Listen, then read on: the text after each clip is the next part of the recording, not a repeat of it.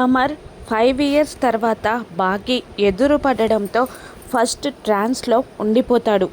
ఆ తర్వాత స్పృహలోకి వచ్చి ఇంటికి వెళ్ళిపోదాం అని కోపంగా అరుస్తుండగా పిల్లలు వద్దు బాగిని ఇంటికి తీసుకెళ్దాం అని అంటూ ఉండగా తను ఎందుకు వెళ్ళిపోయిందో చెప్పిందా, మనల్ని మోసం చేసి స్వార్థంతో కన్న బిడ్డని తీసుకొని వెళ్ళిపోయింది అని అమర్ గట్టిగా అరుస్తూ ఉండగా తను ఎప్పుడు అలా చెయ్యలేదు కదా డాడ్, అసలు ఎందుకు వెళ్ళిపోయిందో ఒక్కసారి అడగండి అని పిల్లలు నచ్చజెప్పే ప్రయత్నం చేస్తూ ఉండగా అమర్ కోపంగా వెళ్ళిపోయి 5 ఇయర్స్ అవుతుంది, వెళ్ళే ముందు చిన్న లెటర్ రాయలేదు, వెళ్ళాక ఫోన్ చేయలేదు, స్వార్థంతో మనందరినీ మోసం చేసి వెళ్ళిపోయింది, వెళ్ళిపోయాక మనం బ్రతికున్నామా చనిపోయామా అని కూడా పట్టించుకోని దాన్ని నేనేమని అడగాలి అని నిలదీస్తూ ఉంటాడు అమర్.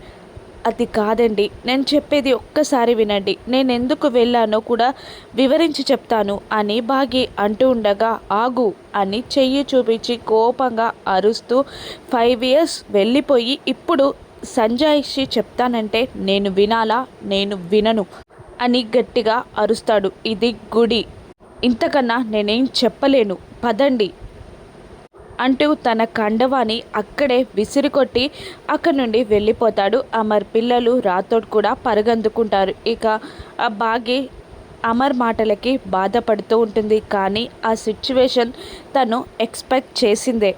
దాంతో తన బాధని తను కంట్రోల్ చేసుకోవడానికి ట్రై చేస్తూ ఉండగా వెనకాలన్న మనోహరి బాగి బాధని చూసి సంతోషపడుతూ ఉంటుంది. ఇక ఎలాగైనా మనోహరికి చుక్కలు చూపించాలి, ఒక ఆట ఆడాలి అనుకున్న బాగి ఏడుపు నాటకం స్టార్ట్ చేస్తుంది. ఇక కరుణ భుజంపై పడిపోయి మరి వెక్కి వెక్కి ఏడుస్తూ ఉంటుంది. అలా వెక్కి వెక్కి ఏడుస్తున్న బాగిని సంతోషంగా చూస్తూ ఉంటుంది మనోహరి.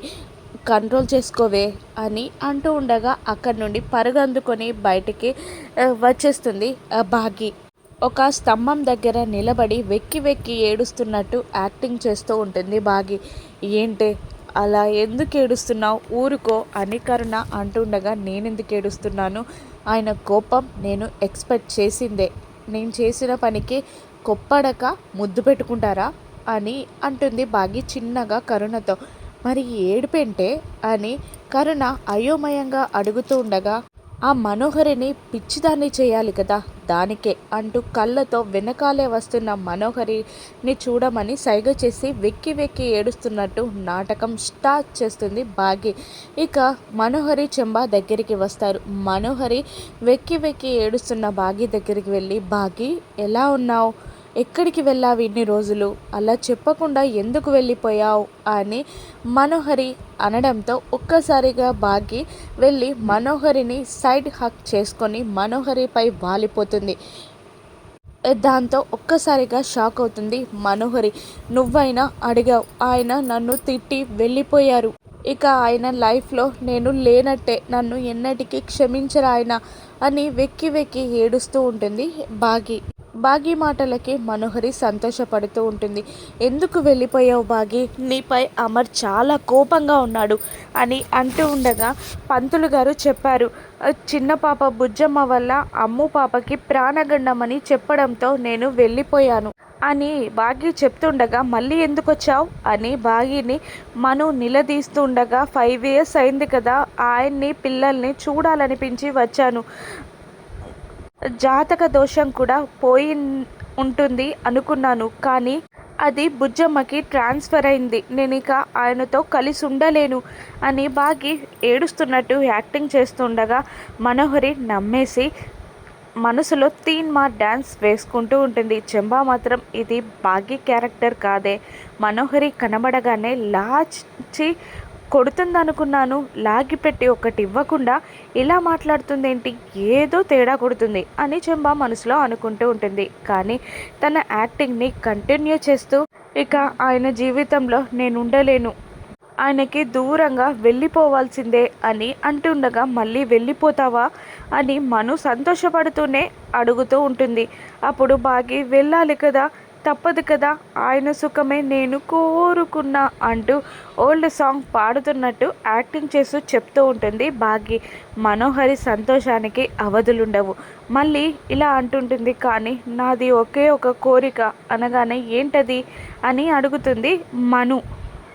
పిల్లలు పెద్ద పెరిగాక జాబ్స్ వచ్చాక పెళ్ళిళ్ళు చేసుకొని వెళ్ళిపోతారు, ఆయన ఒంటరిగా మిగిలిపోతారు, అదే నా తీరని కోరిక అని అంటూ సడన్గా వచ్చి మనోహరి చెయ్యి పట్టుకొని నువ్వే ఆయనకి తోడుగా ఉండాలి అనడంతో మను షాక్ అయి అలా చూస్తూ ఉండిపోతుంది. అవును, నిజానికి నా స్థానంలో ఉండాల్సింది నువ్వు. అక్క చనిపోయాక ఆయనని నువ్వు పెళ్లి చేసుకోవాలి, కానీ నేను వచ్చాను. ఇప్పుడు నేను కూడా దూరంగా వెళ్ళిపోతున్నాను. ఇప్పుడు నువ్వు ఆయన ఒక్కటవ్వాలి అంటూ మనోహరి చేయిని గట్టిగా పట్టుకుంటుంది.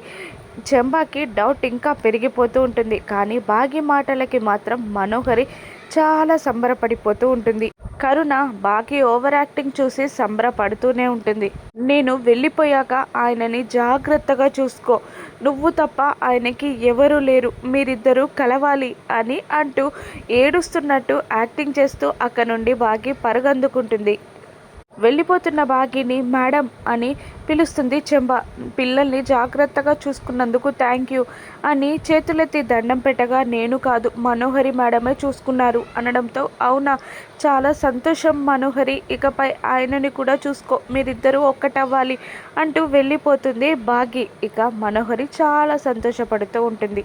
అది వాళ్ళ ఆయన్ని మీకు వదిలేసి వెళ్ళిపోతుంది, దాన్ని నేను ఓదార్చాలి అని కరుణ కూడా వెళ్ళిపోతుంది. మరోవైపు కార్ స్పీడ్గా ఇంట్లోకి ఎంటర్ అవ్వగానే కార్ డోర్ తీసుకొని కోపంగా కిందికి దిగి ఇంట్లోకి వెళ్తాడు అమర్. పైకి వెళ్ళి సడన్గా రూమ్ డోర్ ఓపెన్ చేసి గట్టిగా రూమ్ డోర్ని క్లోజ్ చేస్తాడు అమర్. నాన్నేంటి అంత కోపంగా ఉన్నారు, మిస్ అమ్మని రమ్మని కూడా చెప్పలేదు అని రాతోని అడుగుతూ ఉంటారు పిల్లలు.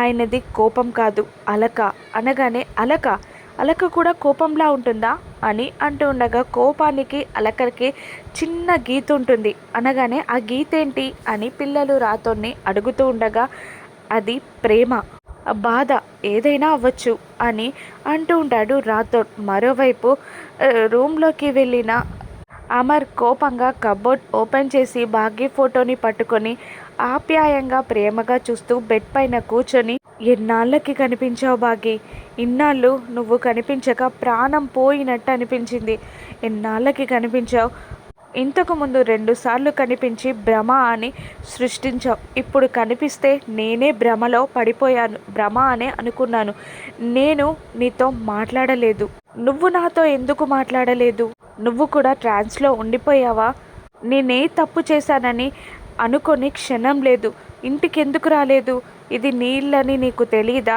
నేను రమ్మనకపోతే అది నా ఇల్లు, నేను వస్తానని నువ్వు అడగవా, ఇంటికి వచ్చే హక్కు నీకు లేదా, నీ అంతట నువ్వు రావా, నేను రమ్మని చెప్పాలా నీకు అని భాగ్య ఫోటోతో ప్రేమగా మాట్లాడుతూ ఉంటాడు అమర్. పాప, నేను తనను కనబడగానే పాప గురించి ఎందుకు అడగలేదు అని అమర్ మనసులో అనుకుంటూ ఉంటాడు. కింద పిల్లలు టెన్షన్ పడుతూ ఉండగా, ఏం కాదు, మీ నాన్నగారి అలక తొందరలోనే పోతుంది, బాగి నాన్నగారు ఇద్దరు ఒక్కటవుతారు అని అంటూ ఉండగానే అమర్ కోపంగా కిందికి దిగి వస్తాడు. ఇక సార్ చెప్పండి అని అంటూ ఉండగా, పాప నా కూతురు నాకు కావాలి అని అనేస్తాడు అమర్. సరే సార్ వెళ్దామా, వెళ్ళి అడుగుదామా అని అడుగుతాడు రాతో. నేను రాను, నేను అడగను అని అంటాడు అమర్. సరే సార్ నేను వెళ్ళి అడగనా అని అంటాడు రాతో. నువ్వు కూడా వద్దు అనడంతో, పిల్లలతో అడిగిద్దామా సార్ అని రాతో అడగగానే, పిల్లలు కూడా వద్దు అని అనేస్తాడు కోపంగా అమర్. అవునా సార్, మరి ఎలా సార్, పాప ఎలా వచ్చేది అంటుండగా, నా కూతురు నాకు కావాలి అని అంటుంటాడు అమర్. మిస్ అమ్మ వద్దా సార్ అని అంటుండగా, మిస్ అమ్మ వద్దు, నాకు నా కూతురు మాత్రమే నాకు కావాలి, మనోహరితో అడిగిద్దాం అనగానే పిల్లలందరూ డల్ అయిపోతారు. డాడ్ మిస్ అమ్మ వద్దా అంటుండగా, వద్దు, మనల్ని వదిలేసి వెళ్ళిపోయినా తను మనకొద్దు, మన బుజ్జి తల్లి మనకు కావాలి అంతే, మనోహరితో అడిగిద్దాం అంటూ మళ్ళీ కోపంగా వెళ్ళిపోతాడు అమర్. ఏం కాదు, నేను చెప్తున్నాను కదా, తొందరలో బుజ్జి తల్లి ఇంటికి వస్తుంది. మిస్ అమ్మ, సార్ అందరూ ఒక్కటవుతారు. ఇకపై బాగి ఆడబోయే ఆటని మనం చూద్దాం అని రాత్రి కాన్ఫిడెంట్గా చెప్పగానే పిల్లలందరూ సంతోషంగా నవ్వుతూ ఉంటారు. ఇక బాగి ఆట ఏంటో రానున్న ఎపిసోడ్స్లో చూద్దాం. Thank you for watching.